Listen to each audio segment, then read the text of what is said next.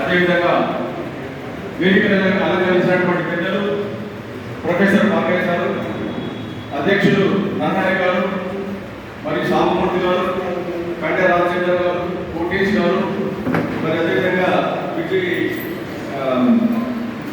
లక్ష్మణ్ గారు, రామచంద్ర గారు, మరి సార్ గారు అందరూ కూడా పేరు పేరున హృదయపూర్వక ధన్యవాదాలు తెలియజేస్తున్నాను.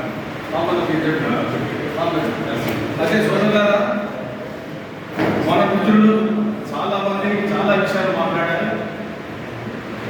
నేను మళ్ళీ అవన్నీ చెప్పకుండా రెండు విషయాలు చెప్తాను. నేను ముఖ్యంగా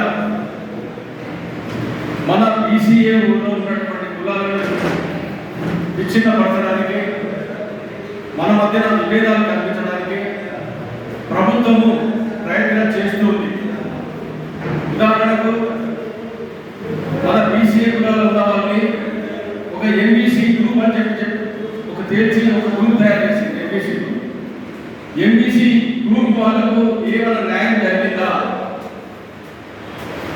ఎంబీసీ కులాలకు ఏదో ఇస్తానని చెప్పినప్పుడు మన ఎంబీసీ సోదరులు ఏం చేసిందంటే మన బీసీ కులాలను ముఖం చాటేస్తూ మరి మాకు అన్యాయం జరిగిందా, మాది చూసుకుంటా గవర్నమెంట్ సెపరేట్ చేసింది అని చెప్పేసి కొన్ని రోజుల వరకు ఎంబీసీ వాళ్ళు మాకు ముఖం చాటేస్తారు.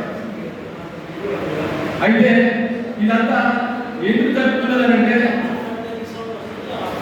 రాజకీయ నాయకులు వాళ్ళ పబ్బలు కట్టుకోవడానికి అని చెప్పేసి మన మధ్యన విభేదాలు సృష్టిస్తున్నారు. మొన్నటికి మొన్న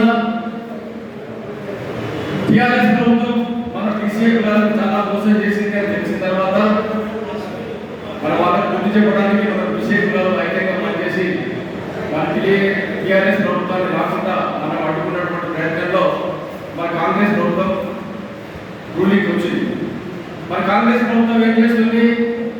కాంగ్రెస్ ప్రభుత్వం మన దగ్గర మన మాట మాట్లాడుతున్నది, మళ్ళీ వాళ్ళ దగ్గర వాళ్ళ మాట మాట్లాడుతున్నది.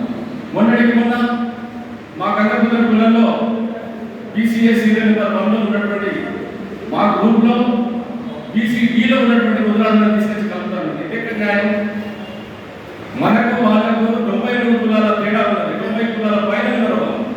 93 కులాలు ఉన్నటువంటి పైన ఉన్నటువంటి వ్యక్తి మరి అట్టడు ఒకటికి ఎట్లా వస్తాడు? ఎప్పుడైతే 1968లో అనంతనామం కమిషన్ ఒక కమిటీ, అనంతనామం కమిటీ చేసింది. ఎప్పుడది 12/4/1968.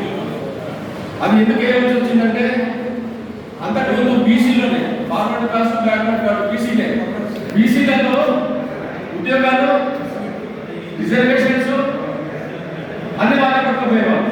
కొన్ని కులాలు, పేద కులాలు కానివ్వండి, పద్మశాలి కులాలు కావచ్చు, లేకపోతే ఈ గోల్డ్ స్మిత్ వాళ్ళు కావచ్చు, ఇటువంటి ఈ కులాలు తగ్గిపోయేవాళ్ళు.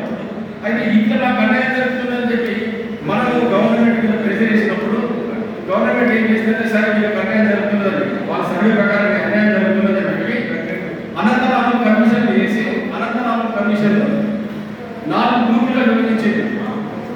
ABCD. వాళ్ళు మామూలుగా చేయలేదు.